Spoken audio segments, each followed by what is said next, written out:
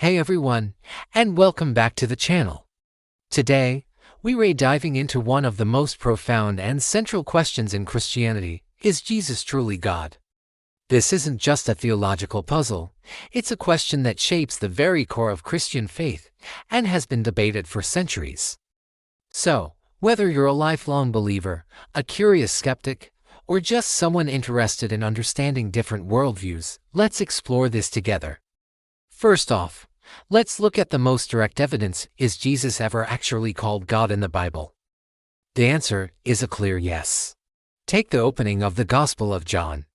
It starts with this powerful statement: "In the beginning was the Word, and the Word was with God, and the Word was God."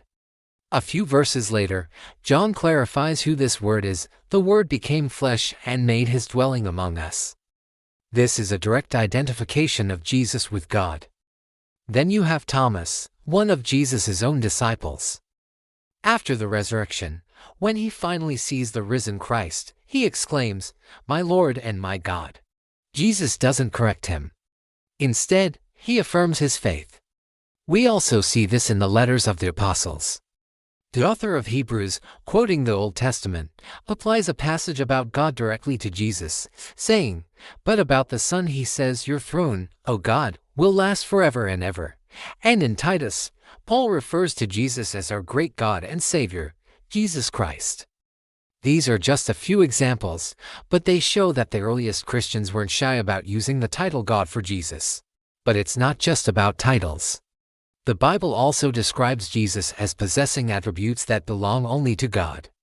Think about it: who can be everywhere at once? Only God. Yet, Jesus promised his disciples, "For where two or three gather in my name, there am I with them, and surely I am with you always, to the very end of the age." This implies his omnipresence, his ability to be with all believers everywhere at the same time. What about knowing everything? That's omniscience, another of God's qualities. In the Gospels, Jesus repeatedly demonstrates knowledge that goes beyond human limits. He knows what people are thinking in their hearts, like when he perceived the cynical thoughts of the teachers of the law. He foretells future events with perfect accuracy, including his own death and resurrection, and the destruction of the temple in Jerusalem. And then there's omnipotence, all-powerfulness. Jesus calms a raging storm with just a command. He walks on water, turns water into wine, and multiplies a few loaves and fish to feed thousands. These aren't just magic tricks, they are demonstrations of sovereign power over the natural world, a power that belongs to the Creator. Another key attribute of God is that he is eternal, without beginning or end. Jesus makes this claim for himself in a startling way. He tells the crowd, "Very truly I tell you, before Abraham was born, I am." He doesn't say "I was," but "I am," echoing the name God revealed to Moses at the burning bush. This was a claim to be the timeless, self-existent God of the Old Testament, and it was so shocking to his audience that they tried to stone him for blasphemy. Now, let's talk about worship. In the biblical worldview, worship is reserved for God alone. It's the first and greatest commandment. Giving worship to anyone or anything else is considered idolatry, the most serious of sins. Yet, we see people worshiping Jesus throughout the Gospels, and he accepts it. After he healed a man born blind, the man said, "Lord, I believe," and he worshiped him. After walking on water, his disciples in the boat worshiped him, saying, "Truly you are the Son of God." And after his resurrection, the women at the tomb and his disciples all fall at his feet and worship him. If Jesus were just a prophet or a good teacher, he would have stopped them immediately, just as the Apostle Peter did when a man tried to worship him, or as the angel did in the book of Revelation. But Jesus doesn't. He receives their worship as something that is rightfully his. This is a powerful, implicit claim to divinity.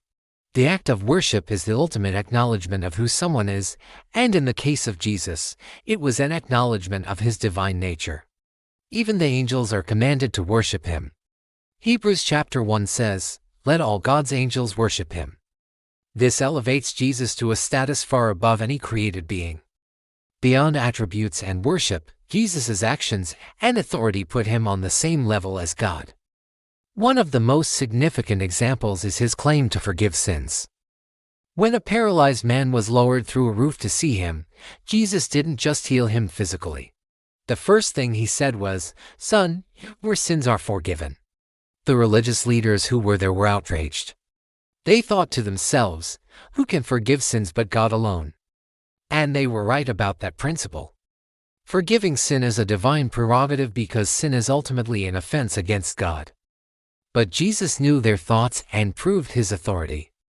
He told them, "But I want you to know that the Son of Man has authority on earth to forgive sins." Then he healed the man, demonstrating that his authority was real. He wasn't just saying words, he had the power to back them up. Jesus also claimed authority over the Sabbath, a cornerstone of Jewish law given by God. He declared, "The Son of Man is Lord of the Sabbath." He was essentially saying that he had the authority to interpret, and even supersede, the law because he himself was the lawgiver. And finally, think about the role of final judgment. The Bible is clear that God is the ultimate judge of all humanity. Yet, Jesus repeatedly states that he will be the one to judge the world. He says that the Father has entrusted all judgment to the Son. He will separate the sheep from the goats and determine everyone's eternal destiny. To claim the right to judge every human soul is to claim the ultimate authority of God himself. So, how can all of this be true? How can Jesus be both fully human, eating, sleeping, and feeling pain, and also fully God? This is where the theological concept known as the hypostatic union comes in. It sounds complicated, but the core idea is that in the one person of Jesus Christ, two distinct natures, one divine and one human, are perfectly and permanently united without mixing, confusion, or change. He is not half God and half man. He is 100% God and 100% man at the same time. The divine nature did not absorb the human nature, nor did the human nature dilute the divine. Think of it like this: when Jesus walked the earth, he got tired and thirsty, which are human limitations. But at the same time, he could forgive sins and command a storm to be still, which are divine actions. His humanity didn't limit his divinity, and his divinity didn't erase his humanity. He experienced life as a human, yet he never ceased to be the eternal Son of God. This concept is crucial because it explains how God could enter our world in a way we could understand. It's how God could live a perfect life on our behalf and ultimately die on the cross. A mere man couldn't pay the price for the sins of the world, and God in his pure spirit form could not die. But the God-man, Jesus Christ, could. He could serve as the perfect bridge between a holy God and sinful humanity. So, to wrap this all up, the case for Jesus' divinity is built on multiple, converging lines of evidence from the Bible. He is explicitly called God by the biblical writers. He possesses attributes that are exclusive to God, like omnipresence, omniscience, and omnipotence. He accepts the worship that is due to God alone. He performs actions and claims authority that only God has, like forgiving sins and judging the world. And the concept of the hypostatic union helps us understand how he can be both fully God and fully man.